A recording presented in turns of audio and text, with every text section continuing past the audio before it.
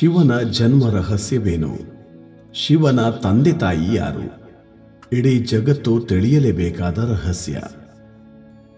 ಆಧ್ಯಾತ್ಮ ಕನ್ನಡ ಚಾನಲ್ಗೆ ಸ್ವಾಗತ.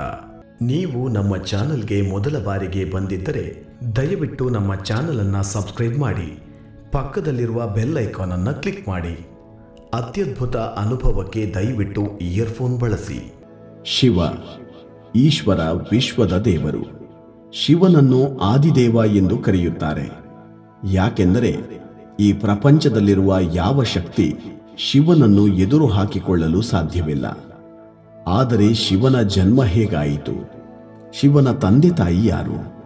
ಶಿವ ಶಿಕ್ಷಣ ಪಡೆದಿದ್ದು ಯಾರಿಂದ? ಹೀಗೆಲ್ಲ ಯಾವತ್ತಾದರೂ ಯೋಚಿಸಿದ್ದೀರಾ? ಹಾಗೆಯೇ ಶಿವ ಒಬ್ಬ ಗುರುವಾಗಿ ಯಾರಿಗೆಲ್ಲ ಶಿಕ್ಷಣ ನೀಡಿದ್ದಾನೆ? ಈ ಎಲ್ಲ ವಿಷಯಗಳ ಬಗ್ಗೆ ಇಂದು ಮಾತನಾಡೋಣ. ಮೊದಲಿಗೆ ಶಿವನ ಜನನದ ಬಗ್ಗೆ ಶಿವಪುರಾಣದಲ್ಲಿ ಹೇಳಿರುವ ಒಂದು ಕಥೆಯ ಬಗ್ಗೆ ತಿಳಿಯೋಣ. ಶಿವಪುರಾಣದಲ್ಲಿ ಶಿವನನ್ನು ಸ್ವಯಂಭೂ ಎಂದು ಕರೆಯುತ್ತಾರೆ. ಇದರ ಅರ್ಥ ಶಿವನ ಜನ್ಮ ಎನ್ನುವುದು ತಾನಾಗಿಯೇ ನಡೆಯಿತು. ಶಿವನಿಗೆ ತಂದೆ ತಾಯಿ ಇಲ್ಲ ಎನ್ನುವುದನ್ನು ಅರ್ಥ ಮಾಡಿಕೊಳ್ಳಬೇಕು. ಇದೇ ಕಾರಣಕ್ಕೆ ಶಿವ ಪಂಚಭೂತಗಳನ್ನು ಕಂಟ್ರೋಲ್ ಮಾಡುತ್ತಾನೆ. ಹಾಗೆಯೇ ಶಿವನಿಗೆ ಮೃತ್ಯುವಿನ ಭಯ ಕೂಡ ಇಲ್ಲ. ಶಿವನಿಗೆ ಸಾವು ಇಲ್ಲ.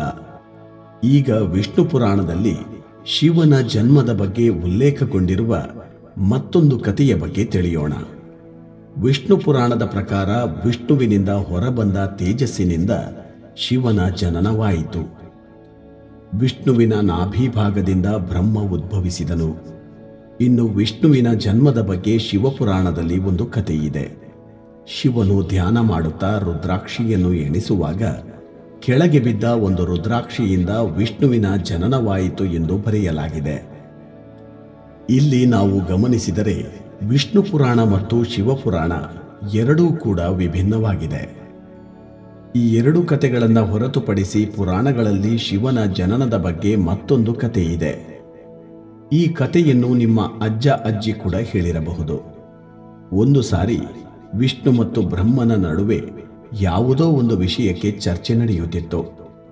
ಈ ಚರ್ಚೆ ನಡೆದದ್ದು ಈ ಬ್ರಹ್ಮಾಂಡದಲ್ಲಿ ಯಾರು ಶಕ್ತಿವಂತ ಎಂದು. ಆ ಚರ್ಚೆ ನಡೆಯುತ್ತಿದ್ದ ವೇಳೆ ಶಿವನು ಹೊಳೆಯುತ್ತಿದ್ದ ಒಂದು ಸ್ತಂಭದ ಹಾಗೆ ಪ್ರತ್ಯಕ್ಷವಾದನು. ಬ್ರಹ್ಮ ಮತ್ತು ವಿಷ್ಣುವಿಗೆ ಅಲ್ಲಿ ಏನು ನಡೆಯುತ್ತಿದೆ ಎಂದು ಅರ್ಥವಾಗಲಿಲ್ಲ. ಬಳಿಕ ಕೆಲವು ಮಾತುಗಳು ಕೇಳಿಬಂದವು. ನಿಮ್ಮಿಬ್ಬರಲ್ಲಿ ಯಾರು ಈ ಸ್ತಂಭದ ಕೆಳಭಾಗವನ್ನು ಕಂಡುಹಿಡಿಯುತ್ತೀರೋ ಅವರೇ ಶಕ್ತಿವಂತ ಎಂದು ಹೇಳುತ್ತದೆ. ಆ ಮಾತು ಕೇಳಿಸಿದ ತಕ್ಷಣ ಬ್ರಹ್ಮದೇವ ಒಂದು ಪಕ್ಷಿಯ ರೂಪ ತಾಳಿ ಮೇಲ್ಭಾಗವನ್ನು ಹುಡುಕಲು ಹೋದನು. ಇತ್ತ ವಿಷ್ಣು ವರಾಹ ರೂಪವನ್ನು ತಾಳಿ ಸ್ತಂಭದ ಕೊನೆಯ ಭಾಗವನ್ನು ಹುಡುಕುವ ಪ್ರಯತ್ನ ಶುರು ಮಾಡಿದನು. ಬಹಳ ಹೊತ್ತು ಪ್ರಯತ್ನಪಟ್ಟ ನಂತರ ಕೂಡ ವಿಷ್ಣು ಮತ್ತು ಬ್ರಹ್ಮನಿಗೆ ಸ್ತಂಭದ ಕೆಳಭಾಗ ಸಿಗಲಿಲ್ಲ. ಆಗ ಇಬ್ಬರು ಸೋಲೊಪ್ಪಿಕೊಂಡರು. ಆಗ ಶಿವನು ಸ್ತಂಭ ರೂಪವನ್ನು ತ್ಯಜಿಸಿ ತನ್ನ ಅಸಲಿ ರೂಪಕ್ಕೆ ಬಂದನು. ಶಿವನ ಆ ರೂಪ ನೋಡಿದ ಬ್ರಹ್ಮ ಮತ್ತು ವಿಷ್ಣುವಿಗೆ ಈ ಬ್ರಹ್ಮಾಂಡದಲ್ಲಿ ಅತ್ಯಂತ ಶಕ್ತಿಶಾಲಿ ಶಿವನೇ ಎಂದು ಅರ್ಥವಾಯಿತು. ಶಿವನನ್ನು ಮೀರಿದ ಶಕ್ತಿ ಯಾವುದೂ ಇಲ್ಲ ಎಂದು ನಂಬಿದ್ದರು.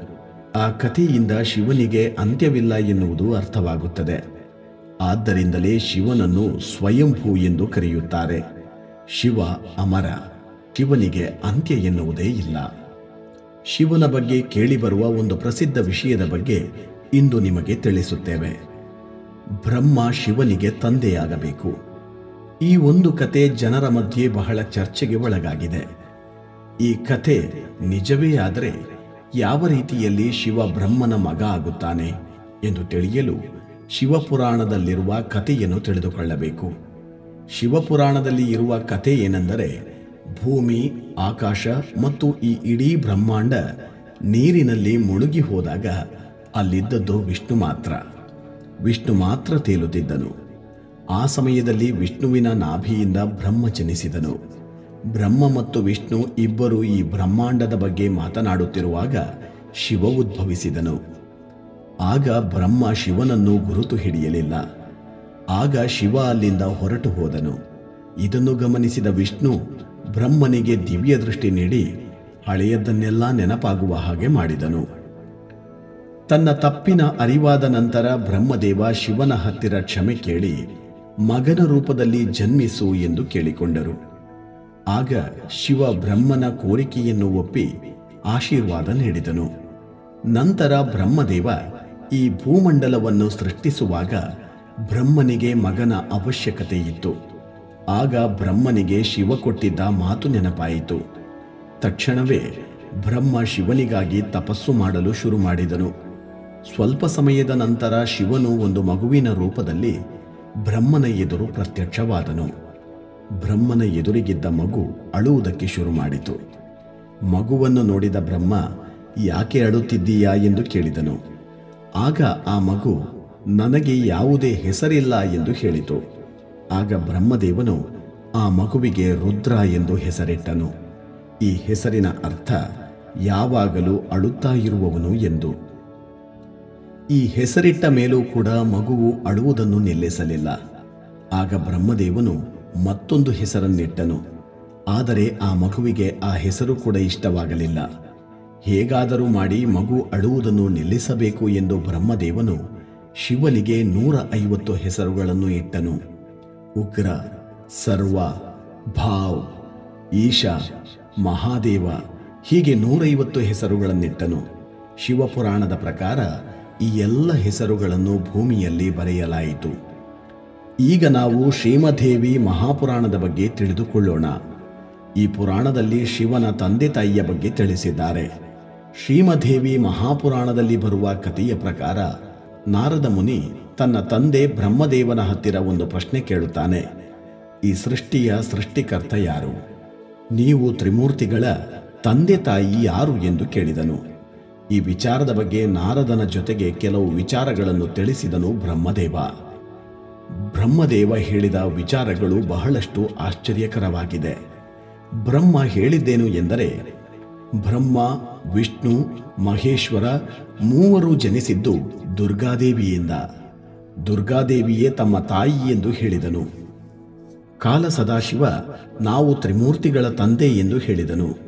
ಈ ಕಥೆಯ ಜೊತೆಗೆ ದೇವಿ ಪುರಾಣದಲ್ಲಿ ಬ್ರಹ್ಮ ಮತ್ತು ವಿಷ್ಣುವಿನ ನಡುವೆ ನಡೆದ ಜಗಳದ ಬಗ್ಗೆಯೇ ಇನ್ನೊಂದು ಕಥೆಯಿದೆ. ದೇವಿ ಪುರಾಣದ ಕಥೆಯ ಪ್ರಕಾರ ವಿಷ್ಣು ಮತ್ತು ಬ್ರಹ್ಮನ ನಡುವೆ ಚರ್ಚೆ ನಡೆಯುವಾಗ ಬ್ರಹ್ಮನು ಈ ಸೃಷ್ಟಿಯ ಸೃಷ್ಟಿಕರ್ತ ನಾನು ಎಂದು ಹೇಳಿದನು. ಆಗ ವಿಷ್ಣು, ನಾನು ನಿನ್ನ ತಂದೆ, ಏಕೆಂದರೆ ನೀನು ಉದ್ಭವಿಸಿದ್ದು ನನ್ನ ನಾಭಿಯಿಂದ ಎಂದು ಹೇಳಿದನು. ಇವರಿಬ್ಬರ ಮಧ್ಯೆ ಜಗಳ ಹೆಚ್ಚಾಗುತ್ತಲೇ ಇತ್ತು. ಇದನ್ನು ನೋಡಿದ ಸದಾಶಿವ ಇವರಿಬ್ಬರ ಹತ್ತಿರ ಬಂದು, ಮಕ್ಕಳೇ, ನಾನು ನಿಮಗೆ ಸೃಷ್ಟಿಯನ್ನು ಸೃಷ್ಟಿಸಿ ಇದನ್ನು ಪೋಷಿಸುವ 2 ಕೆಲಸ ಕೊಟ್ಟೆ. ಅದೇ ರೀತಿ ಶಿವನಿಗೆ ಸಂಹರಣ ಮಾಡುವ ಕೆಲಸ ಕೊಟ್ಟೆ ಎಂದು ಹೇಳಿ ಮಾತು ಮುಂದುವರಿಸಿ, ನನಗೆ 5 ಮುಖಗಳಿಗೆ ಮೊದಲನೆಯದು ಆಕಾರ್, ಎರಡನೆಯದು ಉಕಾರ್, ಮೂರನೆಯದು ಮುಕಾರ್, ನಾಲ್ಕನೆಯದು ಬಿಂದು, 5ನೆಯದು ನಾದ್ ಅಂದರೆ ಶಬ್ದ ಉದ್ಭವಿಸುವುದು. ಈ 5 ಮುಖಗಳು ಸೇರಿದರೆ ಓಂಕಾರ ತಯಾರಾಗುತ್ತದೆ. ಈ ಓಂಕಾರ ಮಂತ್ರವನ್ನು ನಾವು ಶಿವನ ಮೂಲ ಮಂತ್ರ ಎಂದು ಹೇಳುತ್ತೇವೆ. ಸದಾಶಿವ ಇಷ್ಟು ವಿಷಯಗಳನ್ನು ಹೇಳಿದ ನಂತರ ಈ ಬ್ರಹ್ಮಾಂಡದಲ್ಲಿ ಶಿವನನ್ನು ಮೀರಿಸುವ ಶಕ್ತಿ ಇನ್ಯಾವುದೂ ಇಲ್ಲ ಎಂದು ಬ್ರಹ್ಮ ಮತ್ತು ವಿಷ್ಣುವಿಗೆ ಅರ್ಥವಾಯಿತು. ಆಗ ಅವರಿಬ್ಬರು ಶಿವನಿಗೆ ನಮಸ್ಕರಿಸಿದರು. ಇದುವರೆಗೂ ಶಿವನ ಬಗ್ಗೆ ಸಾಕಷ್ಟು ವಿಚಾರಗಳನ್ನು ತಿಳಿದುಕೊಂಡೆವು. ಆದರೆ ಶಿವ ಶಿಕ್ಷಣ ಪಡೆದದ್ದು ಯಾರಿಂದ? ಶಿವನ ಗುರು ಯಾರು ಎನ್ನುವ ಪ್ರಶ್ನೆ ಹಾಗೆಯೇ ಇದೆ. ಈ ಪ್ರಶ್ನೆಗೆ ಉತ್ತರ ಬಹುಶಃ ಎಲ್ಲರಿಗೂ ಗೊತ್ತಿರುತ್ತದೆ. ಇಡೀ ಬ್ರಹ್ಮಾಂಡಕ್ಕೆ ಶಿವನೇ ಗುರು ಎಂದು ಹೇಳುತ್ತಾರೆ. ಆದರೆ ಗುರುವಾಗಿ ಶಿವನು ಶಿಕ್ಷಣ ಕೊಟ್ಟಿದ್ದು ಯಾರಿಗೆ? ಹಿಂದೂ ಪುರಾಣದ ಪ್ರಕಾರ ಈ ವಿಶ್ವಕ್ಕೆ ಬ್ರಹ್ಮ ಮತ್ತು ಶಿವ ಇಬ್ಬರು ಪ್ರಥಮ ಗುರುಗಳಾಗುತ್ತಾರೆ. ಇವರಿಬ್ಬರು ಈ ಸೃಷ್ಟಿಯ ಸೃಷ್ಟಿಕರ್ತರು. ಬ್ರಹ್ಮದೇವನು ತನ್ನ ಮಾನಸ ಪುತ್ರರಿಗೆ ಶಿಕ್ಷಣ ಕೊಟ್ಟನು. ಹಾಗೆಯೇ ಶಿವನು ತನ್ನ ಜ್ಞಾನವನ್ನು 7 ಜನ ಶಿಷ್ಯರಿಗೆ ನೀಡಿದನು. ಈ 8 ಶಿಷ್ಯರಿಗೆ ಶಿವನೇ ಗುರು ಎಂದು ಹೇಳಬಹುದು. ಈ 7 ಋಷಿಗಳನ್ನು ಎಂದು ನಾವು ಸಪ್ತ ಋಷಿಗಳು ಎಂದು ಕರೆಯುತ್ತೇವೆ. ಇಂದು ನಾವು ಶಿವನ ಜನ್ಮದ ಬಗ್ಗೆ ಹಲವು ವಿಚಾರಗಳನ್ನು ತಿಳಿದುಕೊಂಡಿದ್ದೇವೆ. ಇಂತಹ ಮತ್ತಷ್ಟು ವಿಡಿಯೋಗಳಿಗಾಗಿ ನಮ್ಮ ಆಧ್ಯಾತ್ಮ ಕನ್ನಡ ಚಾನಲ್ ಅನ್ನು ಸಬ್ಸ್ಕ್ರೈಬ್ ಮಾಡಿ. ಪಕ್ಕದಲ್ಲಿರುವ ಬೆಲ್ ಐಕಾನ್ ಕ್ಲಿಕ್ ಮಾಡಿ.